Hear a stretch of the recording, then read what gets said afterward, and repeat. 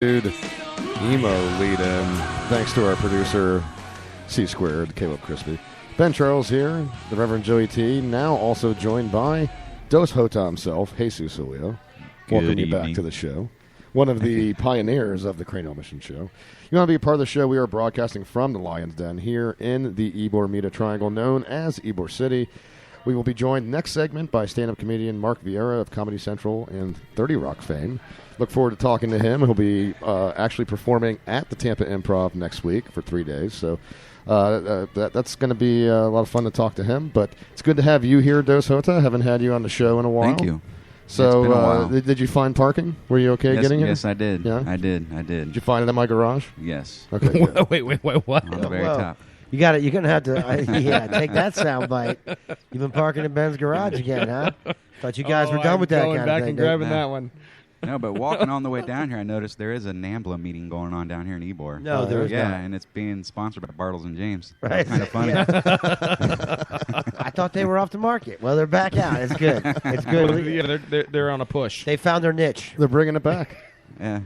I thought that was kind of odd when you guys talking about that. Well, it is Ybor City. I mean, it's kind of a strange place. You know, it's an open community that's for anyone. Mm-hmm. Yeah. Apparently. That can afford to live here. Well, even NAMBLA people, apparently. No, it's not. Nothing's open for NAMBLA people. Come on, man. I'm never going to get that.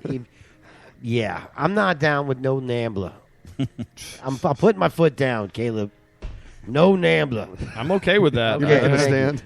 You don't have to tell me. Yeah, I'm making a stand. If you want to be a part of the show, you probably don't now, but if you want to, you can call us at 813-438-6068. Go to cranialmissions.com. Check out the website that we have there where you can listen live to us through that site, where it also has an interactive map that tells us where you are listening to from around the world. Before the commercial break, we were talking about the beer thing. We were talking about the foodie thing.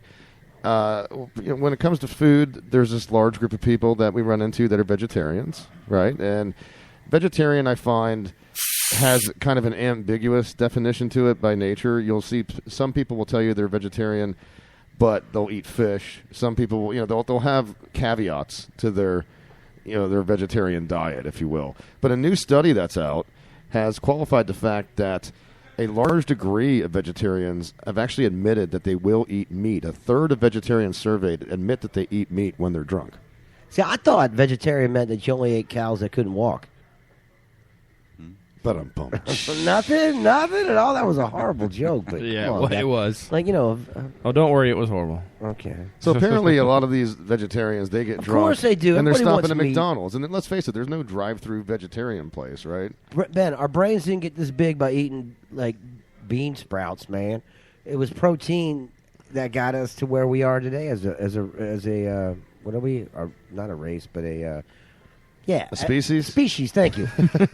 Well, you're not scientific. You're an trying idea guy. I got an idea. I was trying to get the genets down. I couldn't get it all right, but yeah, I mean for real, dude, meat's good. If cows weren't supposed to be eaten, how come they're made out of meat? Good point. It's a damn good point, man. They're made out of meat. They're supposed to be eaten, man. I mean, look, I don't want to kill a lot of stuff, but if I'm hungry, yeah, I don't have a problem with it. you're going down. I like meat. Look, I love it, man. I mean, I'm listen, going to edit that.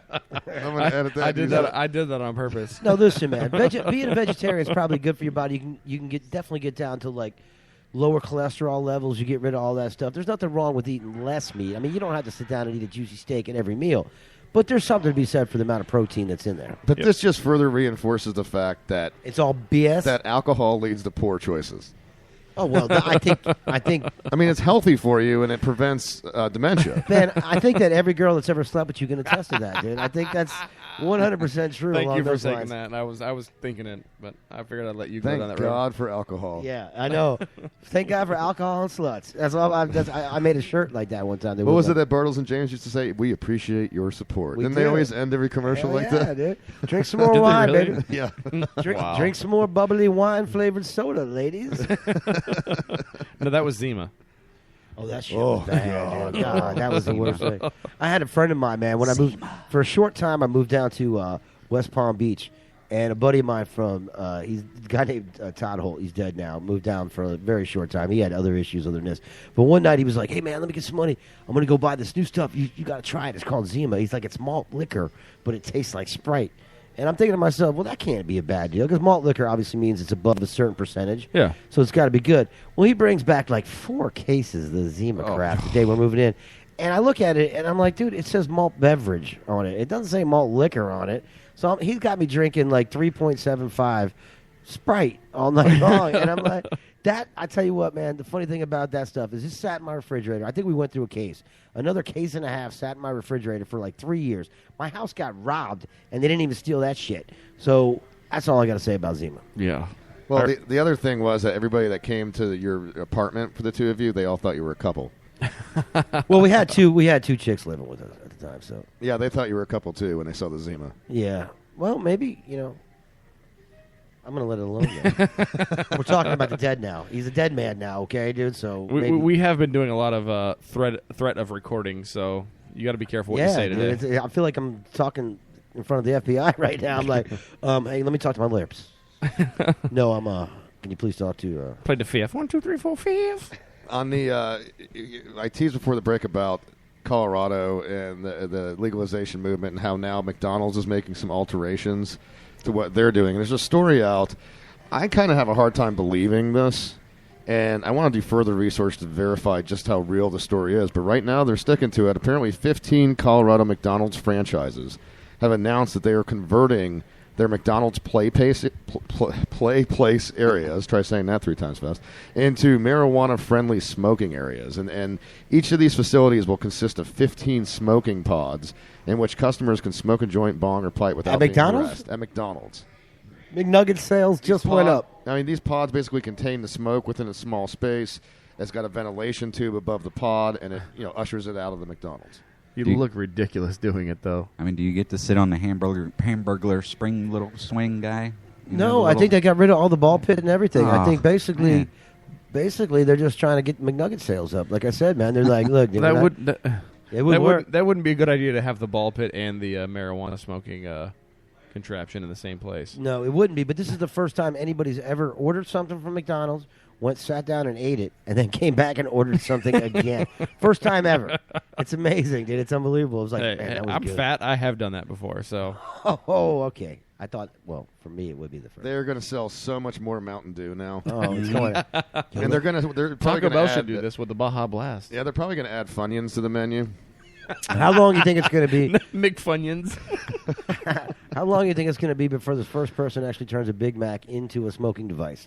I've actually, if you hollow out the end here by the bun, you can put the weed in there right by the lettuce. Well, with all the make sure you don't burn the lettuce, though. With all the preservatives, it won't burn anyway. That's what I'm saying. Probably make a hell of a little pipe there. McBurnalds. I mean, we've talked about that in the past, Joe. But why is it that a pot smoker in need is the most ingenious engineer that's ever existed? If he's got weed and a lighter and he doesn't have a smoking device, you don't even need a lighter. He will create one out of anything. I'm gonna tell you right now, you don't even need a lighter. One time, I was at a said job. This is all allegedly, of course, and I had some sort of material that may be considered marijuana. And I was working. I used to cut grass in a cemetery, and I had the stuff, and I had no pipe. I had no lighter. So what did I end up doing was I found a bunch of flowers that were wrapped in tinfoil, formulated a little small pipe out of that. I found a broken lighter that was laying around the cemetery I was working. It had a spark to it, but no flame in it. So what I ended up doing was taking a stick and dipping it in the gasoline that I was using to cut the grass, held the stick up, got the spark on it. Woof. Nice little lighter. Hit my little, man, yeah, MacGyver I was. Yes. I didn't save the world, but, I got baked. Yeah, but did Richard Dean Anderson actually save the world at any point? I don't recall a MacGyver episode where he saved the world. Yeah, he did. He saved... I mean, he worked for the Canadian government. It's not like there was anything that important that they did. Well, he saved mullets for at least 10 years. So that in itself was remarkable. And he is probably the entire reason duct tape took off. That's a good point. I mean, really, he was just very ingenious of coming up with new devices to apologize. You bring up a good point. His agent really missed a hell of an opportunity, being like, okay, we need MacGyver duct tape. He really, really could have sold a lot of duct tape. Should have. Could have had his name on it. Yep.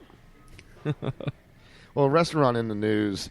This made a lot of headlines, but there's a restaurant in the news that's reportedly offering part ownership if you can win their eating contest, which includes a 30-pound burrito. But it also includes more than that, right? It does. I really want to try this. It's a New York eatery? Yeah, it's in. I had it here. It's in the Bronx? In the Bronx, yeah. It's it's a 30-pound burrito and a ghost pepper margarita in an hour. Ooh. 30 pounds. 30 pounds of burrito. How big is something like that got to be? 30 pounds. Well, I mean, I understand the weight, but I'm talking about, like metric cubic feet. They have Let me show you real quick. Hey, you put that away there, sir. We don't want to see your burrito. Yeah. That's like 1.8 pounds. But I mean, seriously, is it like... You're giving him too much credit. I meant ounces. Oh, okay. Is it like 4 basketballs put together or something? Is it that big? It's pretty big. 30-pound burritos. The current record for eating a giant burrito stands... it was Joey Chestnut, actually. It was 14.25 pounds. So this is twice as big as the one that Joey Chestnut ate. And then you got to quaff it down with the ghost pepper margarita, and I think that in of itself is a challenge. It's more than 3 feet long. The burrito is, Yeah. or the pepper, because that's a big freaking pepper, dude. I'm The telling you, burrito. yeah. But if you can finish it, you get 10% of the company. That's where one of these eating contests one day is going to kill somebody. I actually want to see the books on the company before I start. You end up eating a 30-pound burrito, and they're like, "Yeah, you owe 35 grand." You're like, "Jeez, how did I get involved in this mess, dude?" Well, like, if you don't finish it, it's $150 entrance fee. Ooh, So No, thank you. Dude, they're making a killing on this thing because nobody's finishing that. they might actually kill somebody with this thing. no, that's crazy. Someone's good. Joey, you said Joey Chestnut did it? Joey Chestnut, no, he didn't do it. The biggest one he has ever eaten is a 14.25 pound. So it's double. Sorry, double. Mike, stand there. Yeah, It's new. No, we're good. It's new. Well, guys, we're going to jump to a break a little early because I want to be on time for when Mark Vieira calls in. Stand-up comedian Mark Vieira, we expect to hear from the next segment of Comedy Central fame. Also has made an appearance on 30 Rock, among other things. Look forward to talking to him. He's got a live upcoming gig at the Tampa Improv, which is just around the corner from here, from the October 22nd to October 25th, 3 days. So obviously he's got expecting a good following for that. So look forward to talking to him. Craniacs, stay with us. When we get back, we'll talk to Mark. We'll be right back after this. Are you tired of sleeping on the floor? Can't afford to buy one of them fancy new mattresses? Lou Bob's used mattresses is the solution to those sleepless nights. Hi, my name's Lou Bob Jenkins, and I specialize in mattress restoration. I'm able to provide you with the highest quality like new mattress at an affordable price. Our patented, highly scientific fumigation and cleaning process is able to remove almost 90% of swamp-ass odors and urine stains. Some people say to me, "Damn, son, your prices are cheap. How do you do it?" Well, I tell them that's none of their goddamn business. But if you must know, at Lou Bob's Used Mattresses, we don't pay rent for one of them luxury strip mall stores. We'll bring our showroom straight to you. To place an order, give me a shout on Channel 10 on the old C-Bay radio. If I can hear you, you're within our delivery range. Look for Lou Bob's Primer Gray Subaru Brat in a trailer park near you. That's Lou Bob's Used Mattresses, serving greater Alachua County.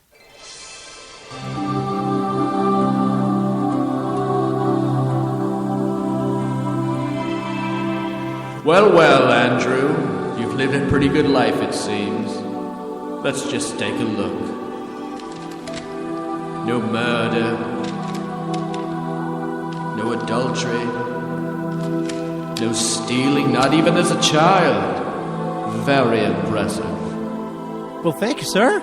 In this new age, you have to be accountable in all facets of your life. Well, what else is there? It is time to check your browser history.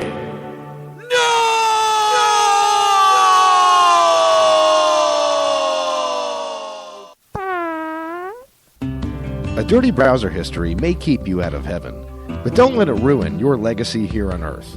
At Legacy Lock, we believe your secrets are no one's business but yours, even in death.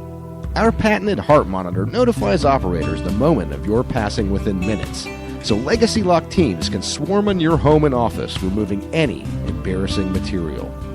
We don't like to divulge our trade secrets, but you'll rest assured we'll be in and out and no one will know. You're going to die. That's just the way the cookie crumbles. Call Legacy Lock, and your cookies won't crumble you.